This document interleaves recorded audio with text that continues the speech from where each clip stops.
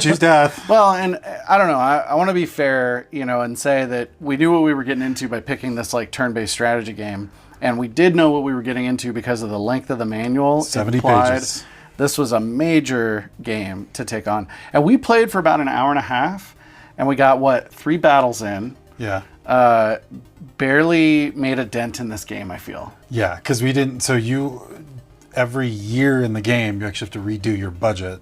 Yeah. We didn't do any of the trying to Nope. win over the people, that type of stuff. Yeah, every quarter you do like a government check-in where you raise funds and reallocate budget and stuff. We didn't do any of that. This is a game that you would probably get, and after school, this is the game your parents would let you play, and you play it for a couple hours for 3 years.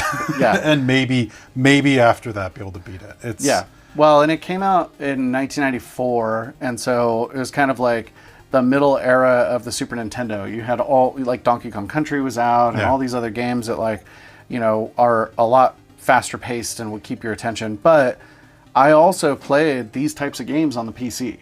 So we mentioned while we were playing, both of us played Civilization. They play better on the PC though, because with a keyboard and mouse, you can move the units, you can click around. This one, it's we were both of us just trying to be okay, what menu am I on? What am I trying to do here? Yeah, it was kind of hard to play, but I didn't hate it. No, it's definitely I a didn't hate game. If I wanted to play a strategy type game, and was willing to sit through all of the mechanics of it, it felt like it tried to be 3 games in one.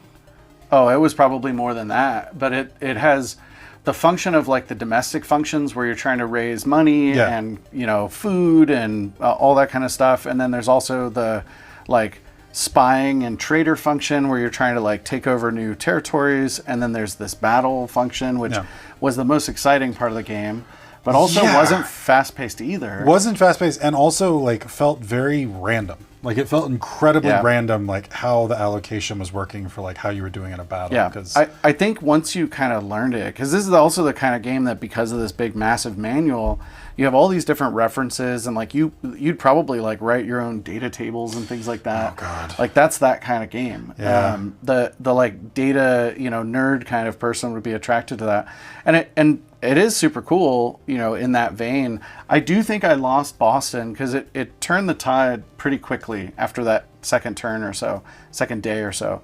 And I think it was because I ran out of powder. And so there's important mechanics in the game that it doesn't really explain in the game. You have to read this manual. Oh, and by the way, the manual has 10 pages of actual Revolutionary War history. Yeah.